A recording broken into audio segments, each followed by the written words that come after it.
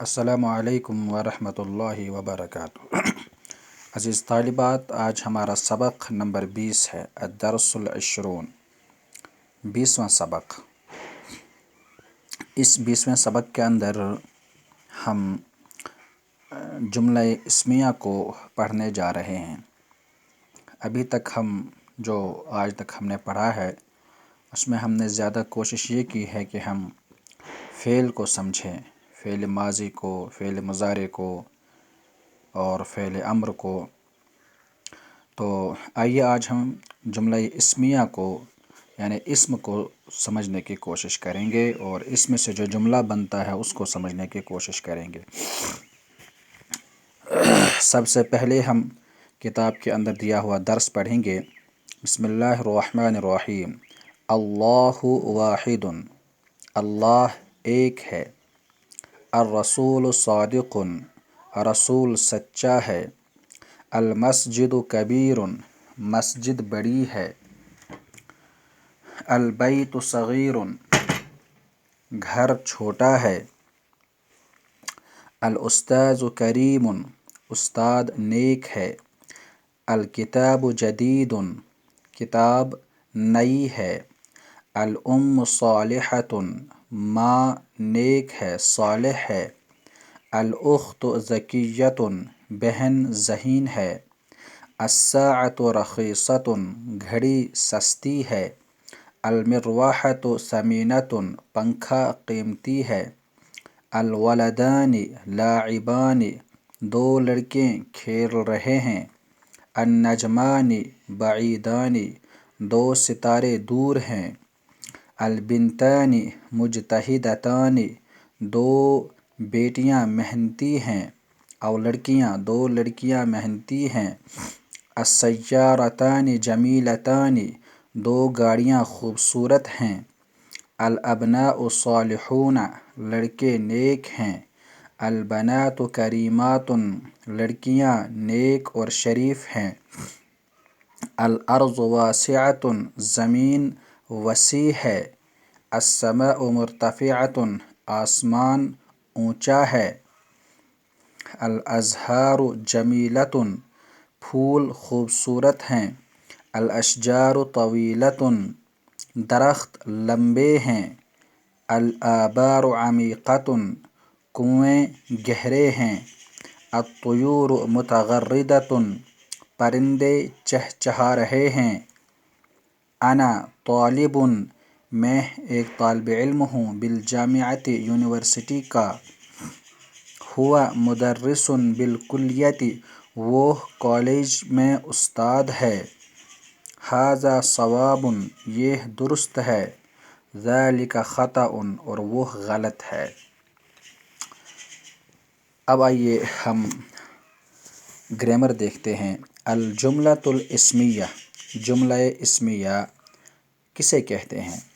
کہتے ہیں کہ الجملہ، وہ جملہ، وہ سینٹنس، التی تبدأ بالاسم، جو شروع ہوتا ہو اسم سے۔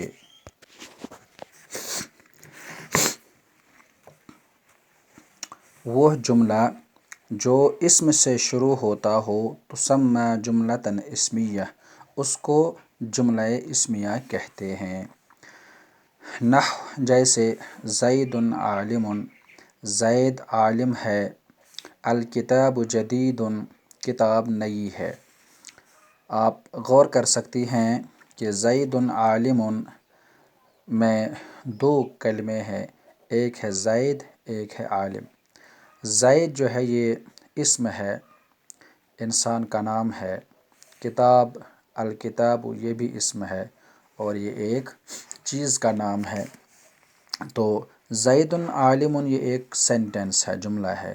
یہ جملہ شروع ہوا ہے کس سے؟ اسم سے، فعل سے نہیں شروع ہوا ہے، اسم سے شروع ہوا ہے۔ تو جو جملہ اسم سے شروع ہوا ہو اس کو ہم جملہ اسمیہ کہتے ہیں۔ اب آپ اگر دیکھیں گے، یہاں شروع صفحے میں جو پیج نمبر 76 ہے جو شروع ہم نے پڑھا شروع سے، تو اللہ واحد سے لے کر ذالک خطا تک پورے صفحے میں جتنے بھی یہ سینٹنسز ہیں، جملے ہیں، وہ سب کے سب کس سے شروع ہوئے ہیں؟ وہ اسم سے شروع ہوئے ہیں۔ جیسے دیکھیے اللہ واحد، اللہ ایک ہے، یہ لفظ اللہ سے شروع ہوا ہے، اس لیے یہ جملہ اسمیہ کہلائے گا۔ الرسول صادق، رسول سچا ہے، دیکھیے الرسول سے اسم سے یہ جملہ شروع ہوا ہے، یہ جملہ اسمیہ کہلائے گا۔ اسی طرح سے نیچے دیکھیے انا طالب، میں ایک طالب علم ہوں، انا میں کے معنی میں یہ بھی اسم ہے، پروناؤن ہے یہ، تو یہ کیا ہے؟ جملہ اسمیہ سے ہے یہ، اس لیے کہ اسم سے شروع ہوا ہے۔ ہوا مدرسن، وہ استاد ہے، وہ یہاں پر پروناؤن ہے، اسم ہے، یہاں بھی ہوا جملہ اسمیہ کہلائے گا، ہوا مدرسن بالکلیتی۔ اسی طرح سے ھذا ثواب، تو یہ درست ہے، ھذا یہ اسم اشارہ ہے، اسم ہے یہ لیکن اشارے کے لیے آتا ہے، جیسے انگلش میں دس اور دیٹ ہوتا ہے، اس طرح ھذا اور ذالک ہے، تو ھذا اسم ہے، یہ جملہ بھی اسم سے شروع ہوا ہے، لہٰذا یہ جملہ اسمیہ کہلائے گا۔ ذالک خطأ، ذالک اسم ہے، دیٹ کے معنی میں اسم اشارہ ہے، وہ غلط ہے، تو یہ وہ غلط ہے بھی جو ہے ذالک خطأ جملہ ہے اور جملہ اسمیہ ہے۔ تو اس طرح سے جو بھی سینٹنس آپ کا عربی کے اندر اسم سے شروع ہوتا ہو، یہ اوپر سے نیچے تک، تو یہ سب کیا کہلائیں گے؟ اس کو ہم کہیں گے کہ یہ جملہ اسمیہ ہے، جملہ اسمیہ۔ اب اس میں ایک اہم چیز جو آپ کو یاد رکھنی ہے وہ یہ کہ اس جملہ اسمیہ کے اندر دو جز ہوتے ہیں، دو پارٹس ہوتے ہیں۔ آپ دیکھیے الکتاب جدید، کتاب نئی ہے، اس میں ہے ایک الکتاب اور ایک ہے جدید۔ الکتاب کا الگ نام ہے، جدید کا اپنا الگ نام ہے۔ الکتاب کو ہم کہتے ہیں مبتدا، دیکھیے 77 پیج نمبر پر ہے یہ۔ الکتاب کو ہم کیا کہتے ہیں؟ مبتدا مرفوع، یہ مبتدا ہے اور مرفوع ہے۔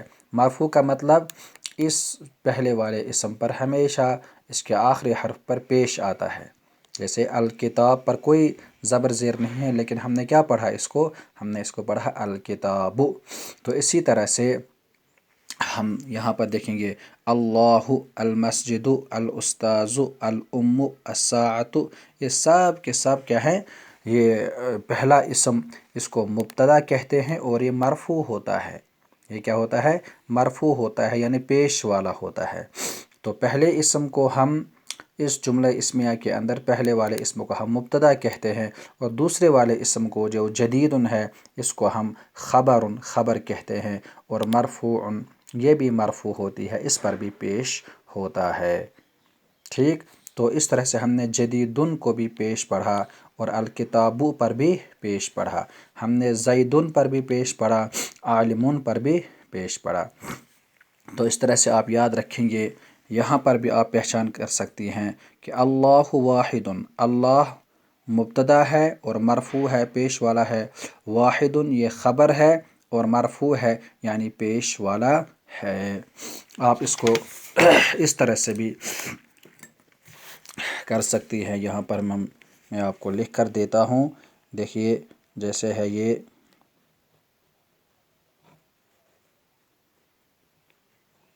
الکتاب اور